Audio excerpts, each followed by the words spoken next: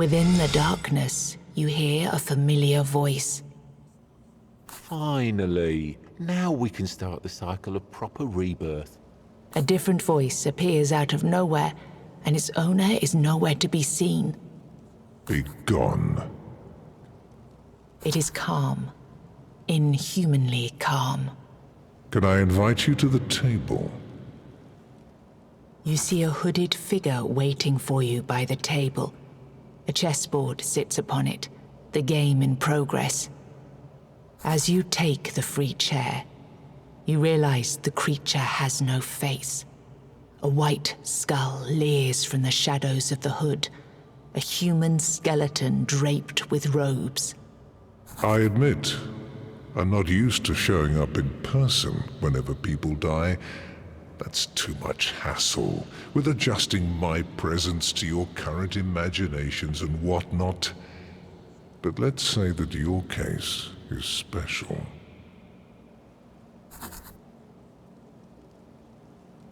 Yes. And yes to that other question, too. You're technically dead, but there are certain things that prevent you from, let's say, being properly gone. Recent events had consequences going beyond the intentions that sparked them. And now we're stuck in this unfortunate predicament because time, as you know it, is irreversibly corrupted.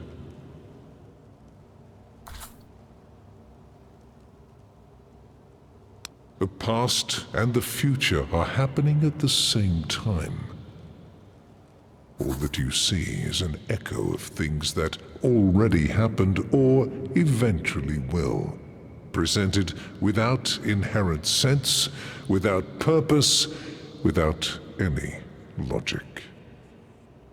You see 4 figures on the board changing shapes into forms of beasts, and a moment later, they dissolve into dust.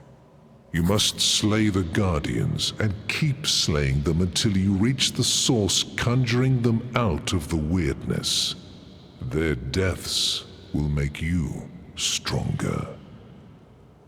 This will lead you to your destination.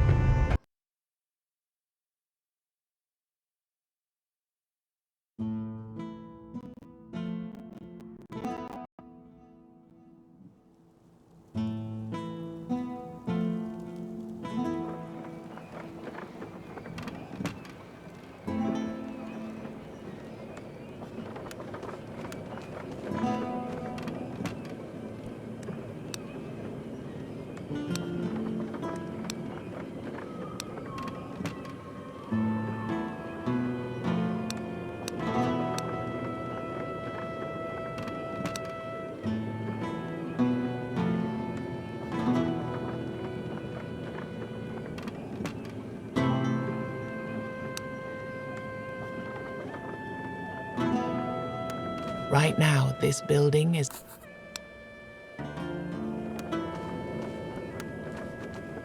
As you approach the blacksmith, I swear on my name. Oh, it doesn't matter. Not at this point. Now I'm here and happy. It's just an old habit of mine. his eyes say otherwise. Something is clearly on his mind. It really doesn't matter. What matters is that you've invited me to your village, and I can now hammer away in peace and safety.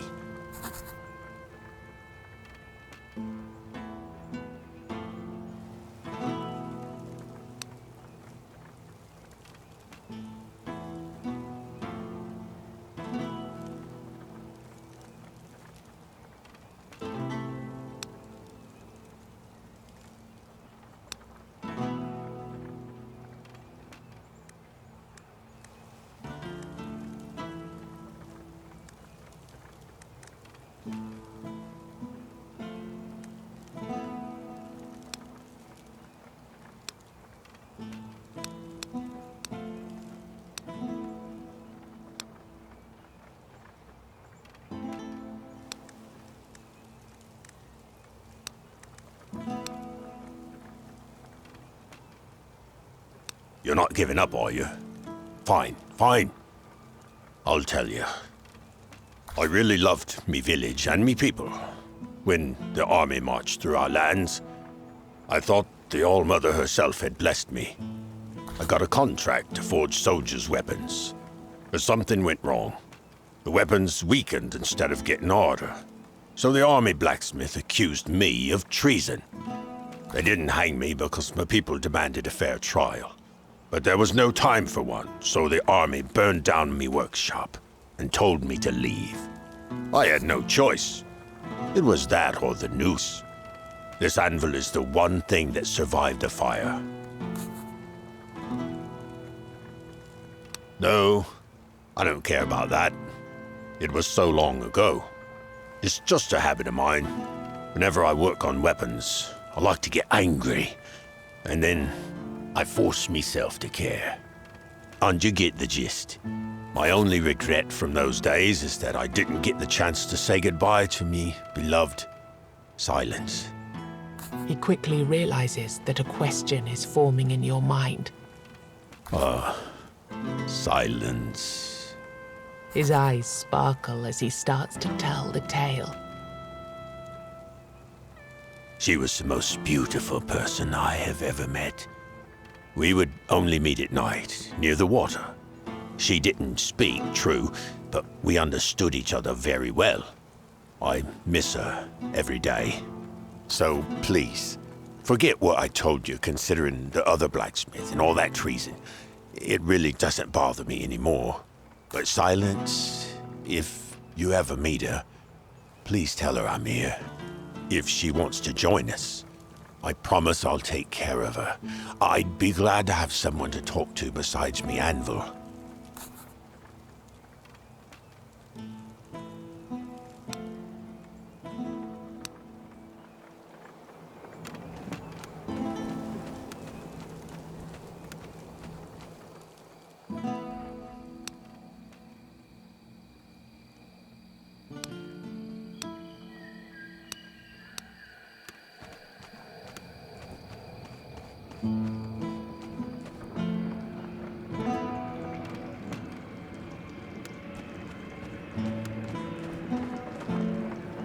Right now, this...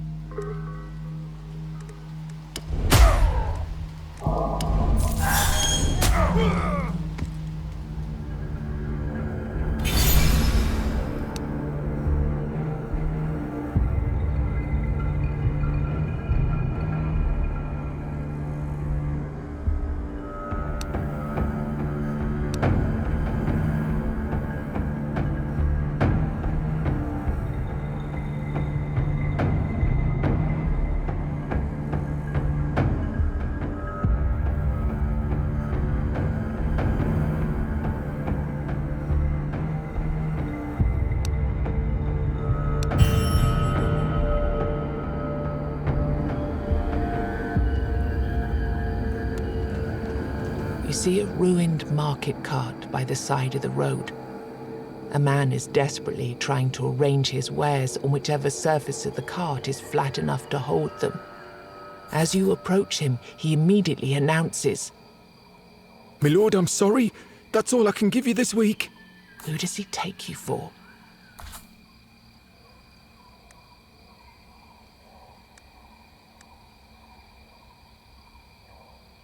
The man looks confused, but who would argue with such a turn of events?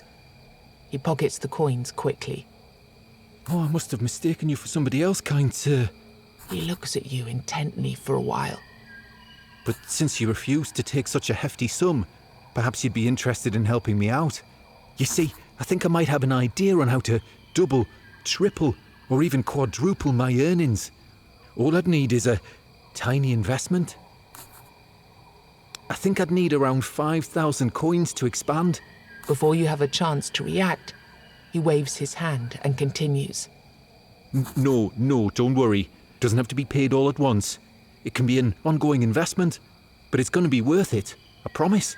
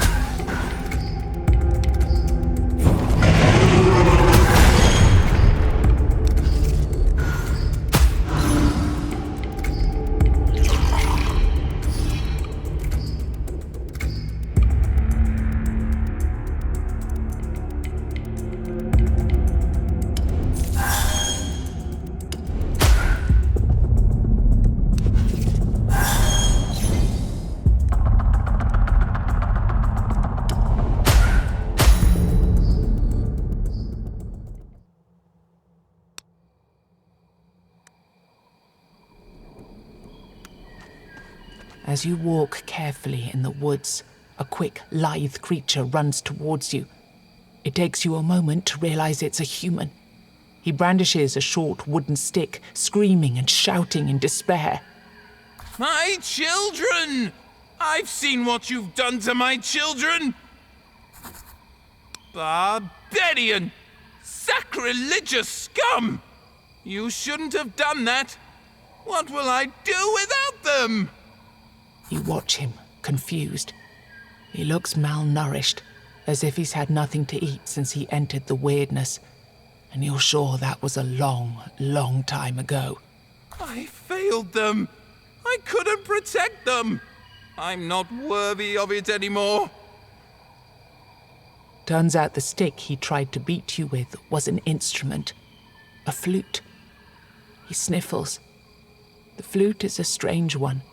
Mysterious markings and blood cover its surface. Take it. It's your duty now. He plays a simple melody. Suddenly rats swarm all over you.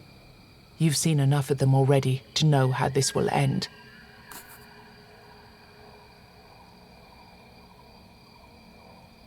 Why? They were my children. My lovely children. Look. He plays a simple melody and the rats suddenly stop. Some sway from left to right as if dancing to the rhythm. You see? They would never hurt me.